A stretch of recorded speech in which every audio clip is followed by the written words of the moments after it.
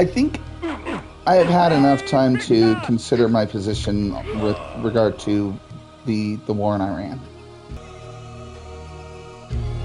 Brett Cooper, I think, actually made a really good point that it's okay to be glad that the mullahs are gone, and yet at the same time be concerned about another prolonged engagement in the Middle East. And I think that's kind of where I'm at too. Iran has been a pain in the ass for my entire life, and probably then some. And I'm not overly fond of the Iranian regime. I think that they are awful. I think that they are tyrannical. And seeing that they killed 35,000 of their own people who were just out peacefully protesting, and I mean legitimately peacefully protesting, not peacefully protesting the way our leftists do, where they're, burning cities down and assaulting police officers and, calling that peaceful protest. I mean, actually peaceful protests. And, it got so bad. I've seen video footage of people in their homes cheering on the protesters, only to have the Iranian government open fire and fire on them from the street through their windows. And it's really incredibly terrible just what the people of Iran have had to go through. And the people of Iran are ecstatic that we've basically come to their rescue. And in that regard, I'm glad that they have a chance at freedom now. But the heart of darkness. We're also in a state where I think the best way for us to proceed is actually going to be for us to be cautious and careful about how we proceed. I would prefer we not have boots on the ground. It looks like we're actually going to be playing more of a supporting role. From what I understand, it looks like they're going to be arming the Kurds to try to help reclaim some of this territory for the Kurdish people, and I think that would be the ideal, in my opinion, is to just empower the Iranian and Kurdish people to help themselves. I think it's the way that we should go. As long as our role in this is a supporting one, I think I'm okay with it. Darkness. Just because my heart always belongs to those who yearn for freedom, and that will never change. Liberty is my first and foremost concern. So wherever there are people that yearn for liberty, my support is with those people. Ultimately, I am very worried about, spending another 10, 20 years in the Middle East and going nowhere with it. Or at least that's how Iraq felt.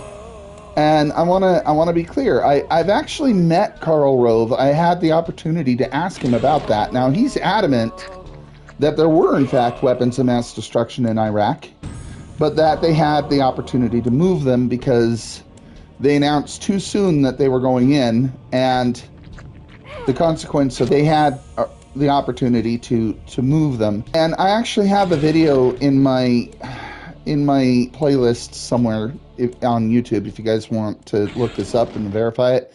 If it's still there, there was even a video that on Fox News where they were interviewing some guy from Israel where they had found the weapon cache stashed away in Syria and took it out. So there was also evidence of yellow cake and remnants of it, and as well as blueprints and plans that were found. I can't remember. I just did this puzzle and I can't remember the solution. Look, going in was one thing. However, they undeniably botched and mishandled the situation. The biggest problem I have with how Iraq was handled is that we were super political correct in how we decided to fight that. In my opinion, the stupidest thing in the world that we could do is go about trying to rebuild somebody else's country.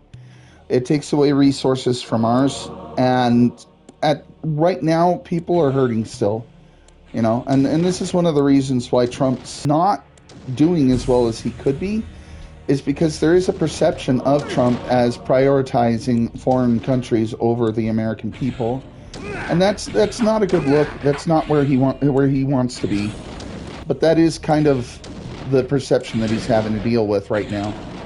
And I think that he really should be focusing on trying to really get things moving in the economy. And I want to be clear, the economy is better than it was under Biden. That's just an abject fact. But at the same time, we also have more that needs to be done in order to turn things around. That is also a concern that should not be ignored right now. Going in, to me, when you've got a country that has been engaged in threatening and saber rattling, at some point, if somebody's constantly in your face and threatening you and I'm going to get you, I'm going to get you, I'm going to get you, at some point, my opinion is that you have the right to hit. You just do. But there is also a fact of life that the hero shows restraint. And for us, I think the American people are tired. We've got problems with the economy that need address. We've got a lot going on here, a lot of people in need, a lot of people struggling. And so I think a supporting role in Iran is fine, but I don't think that we should have our boots on the ground, and I think that we should be very conservative about how much we're willing to put in terms of treasure. 怄气面对万重浪，也许将那红日光